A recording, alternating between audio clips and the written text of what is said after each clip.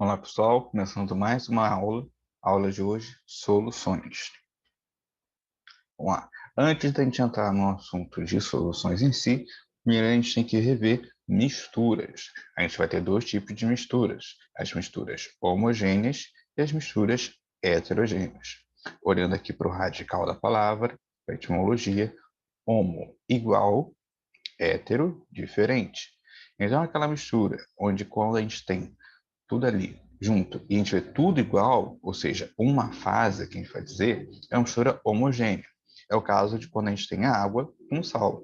A gente vai misturar e aí o sal vai ser diluído pela água. A gente não vê mais o sal ali na água. É claro, se a gente botar uma quantidade grande de sal, a gente vai acabar vendo. Mas isso a gente vai acabar comentando em outro tema que a gente vai ver a seguir, ok? Logo mais tarde.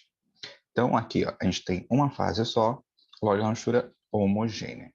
Se eu tenho duas ou mais fases, aí eu tenho uma mistura heterogênea, porque eu vejo coisas diferentes nessa mistura. É o que ocorre, por exemplo, quando a gente tem uma mistura de água com óleo. Como essas duas substâncias não vão se misturar, a gente vai ter aqui, ó, cada uma numa fase. A gente vai ter o óleo em cima e a água embaixo. Isso porque o óleo é menos denso. Lembrando que numa mistura heterogênea, aquele que fica em cima é sempre o que é menos denso, ok? Então aqui, ó, nas misturas homogêneas, sempre tenho apenas uma fase. Então são misturas monofásicas. Nas heterogêneas, eu posso ter uma mistura bifásica, exemplo, a água e o óleo, e essa outra representação aqui, onde eu tenho duas fases, uma mistura trifásica, onde eu tenho três fases aqui, e uma mistura polifásica, onde eu vou ter quatro fases ou mais, ok? E aí, apenas as misturas homogêneas vão ser chamadas de soluções verdadeiras, tá? Então, uma solução verdadeira é uma mistura homogênea. Mas vamos lá, como a gente também pode dizer o que é uma solução? A solução, para ocorrer, a gente tem que ter um cara que vai ser o nosso soluto e o outro cara que vai ser um solvente. Em regra geral, a gente vai ter que o cara que está em menor quantidade é o soluto, tá? O que está em maior quantidade, maior concentração, no caso, é o solvente. Quando a gente tiver uma solução aquosa, o que é uma solução aquosa? É uma solução que está correndo em água, tá? A gente vai ter como regra geral também que a água é sempre o solvente, tá? Inclusive, a água vai ser conhecida como solvente universal, já que vai dissolver a maioria das substâncias. Não dissolve todas, como a gente viu anteriormente, o óleo, ela não dissolve, mas ela dissolve a maioria das substâncias, tá? Quem dissolve é o solvente, quem é dissolvido é o soluto. A gente pode classificar as soluções em alguns tipos. O primeiro que a gente vê é dependendo do estado físico da solução em si, tá? A gente pode ter uma solução sólida, exemplo, latão, tá? Que é uma mistura de cobre e zinco. A gente pode ter um exemplo de solução líquida, tá? Exemplo aqui, água e o álcool, eles vão se misturar e a gente não consegue distinguir um do outro, a gente tem apenas uma fase. E soluções gasosas, perdão. Exemplo, ar atmosférico, tá? Aqui está batendo as nuvens na foto, porque eu não tinha como representar apenas o ar atmosférico, tá? Que vai ser formado por diversos gases. Só que a gente não vai ver, por exemplo, esse pedaço aqui é hidrogênio, esse pedaço é oxigênio. A gente não consegue distinguir esses gases. Logo, é uma solução verdadeira, é uma mistura homogênea, o ar atmosférico. Então, a gente pode classificar soluções primeiro, de acordo com o estado físico da solução em si. Depois, a natureza do soluto, ou seja, de quem está sendo dissolvido. Se esse soluto é uma molécula, ela vai ter uma natureza molecular. Se ele é um íon, como por exemplo um sal, lembrando que todo sal é formado por ligação iônica. Ligações iônicas sempre vão formar sais, tá? Então, se eu posso ter uma natureza molecular ou iônica para esse soluto. Se a natureza desse soluto é uma natureza molecular, ele não conduz eletricidade, essa solução, tá? É uma solução não eletrolítica. Agora, se ela conduz eletricidade, é uma solução iônica, uma solução eletrolítica, ok? A gente também pode classificar essas soluções de acordo com a quantidade de soluto dissolvido, tá? E aí, dependendo, essa solução pode estar insaturada, saturada ou supersaturada. Essa solução vai estar insaturada quando a quantidade de soluto colocada ali é menor do que a capacidade máxima que aquele solvente consegue dissolver, tá? Então, vai estar insaturado. Se a quantidade que você coloca daquele soluto é exatamente a quantidade que o solvente consegue dissolver, ela está saturada. Se eu coloco mais soluto do que ele consegue dissolver, eu tenho uma solução supersaturada.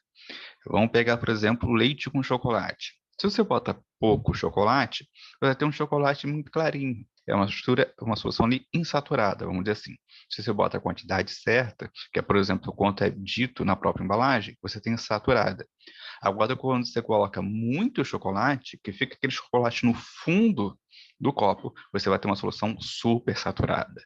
As soluções super saturadas sempre vão apresentar corpo de fundo, que é o que acontece na mistura do leite com chocolate. Aquele chocolate no fundo do copo é só um desperdício. O leite não está dissolvendo aquele chocolate, tá? Isso a gente consegue entender melhor quando a gente sabe o coeficiente de solubilidade, tá? Que pode ser representado pelo CS apenas, que é a quantidade máxima que um solvente consegue dissolver um soluto. Isso sim vai depender em quantidade, tá? Exemplo, a gente consegue dissolver 36 gramas de sal, ou seja, 36 gramas de NaCl, em 100 gramas de água, ou 100 ml de água. Como a água tem densidade igual a 1, ou seja, a massa sobre o volume dele é 1, 100 gramas de água e 100 ml de água, tá? É a mesma coisa. Então, pode ser que vocês vejam em algum lugar 100 ml ou 100 gramas, tá? Então, a cada 100 ml de água, eu consigo dissolver 36 gramas de sal, sal de cozinha. Então, se eu tiver 30 gramas, é uma solução insaturada. Eu estou abaixo do que eu posso diluir. Se eu tenho exatamente 36, saturada. Tá exatamente no ponto que ele consegue dissolver. Agora, se aí, por exemplo, 40, aí já é uma solução super saturada. Essas 4 gramas a mais de sal não vai ser dissolvida pelaquela quantidade de água e vai ficar no fundo do copo, vai apresentar corpo de fundo, tá?